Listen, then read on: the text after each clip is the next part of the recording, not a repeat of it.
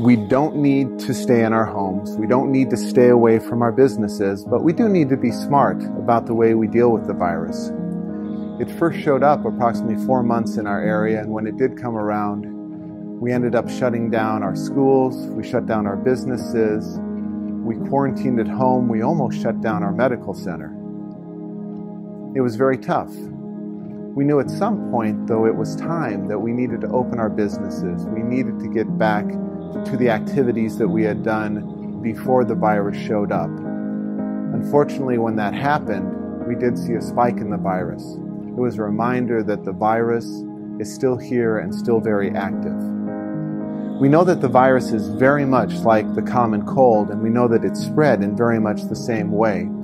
The main way that it is spread is through aerosolized droplets that are expressed when somebody who has the illness coughs or sneezes.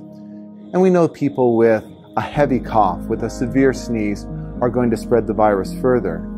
Now, if you happen to be traveling through an area where the virus is in the air, you have the possibility of contracting it. Basically, the sicker that somebody is, the more they're coughing, the more they're sneezing, the more likely they are to spread the virus. We also know that the earlier on in the disease, the more likely the virus is to spread. Another thing we know, though, is that some people can get the disease and show absolutely no symptoms. And in fact, children may be up to 80% asymptomatic. This becomes important when we start talking about ways to avoid spreading the virus. We also know that the virus can be spread by contact. To give you an example, let's say that I'm sick and I cough into my hand and then I shake your hand. And you take your hand and you rub your nose, you rub your eyes. There's a possibility that you're going to infect yourself in that way.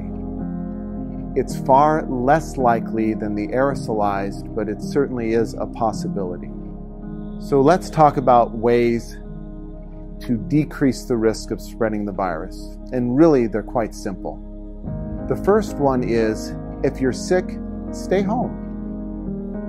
If you come down with symptoms such as fever to 102 degrees, harsh cough, muscle aches and pains, you lose your taste, you lose your smell, these are classic symptoms for the coronavirus. And especially if you've been exposed to somebody who has the virus, you probably have the virus, and I would recommend that you stay home. If you become increasingly ill, especially if you start to have difficulties with your breathing, if you become more sick, if you're becoming lethargic, you need to call the hospital, you need to call the clinic, and we'll instruct you on where to go and what to do in those situations. But if it's a mild illness, I would recommend that you stay home.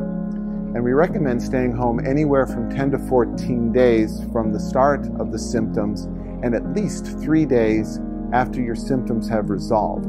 That decreases the risk that you're going to transmit it to anybody else. The second thing is wearing a mask. And masks are becoming much more popular at this time. They're also becoming a lot more stylish. I happen to like baseball, so one of my patients made this one for me. I would recommend that you keep one in your car, that you keep one on hand basically at all times. What we know based on spread is if you're wearing a mask and you cough or sneeze, most of the aerosolized particles are trapped within the mask, so you're protecting others. In some more recent studies, between groups that wore masks and groups that didn't wear masks, it also seems that those that wear masks decrease the risk to themselves of getting infection. So you're also protecting yourself. It should just become a habit when you're out and about to wear a mask at all times. Now, the virus is going to be with us for a while. We don't know how long. There are some vaccines on the horizon, but they're still quite a ways away. So be cautious. Be vigilant, protect yourself, protect others.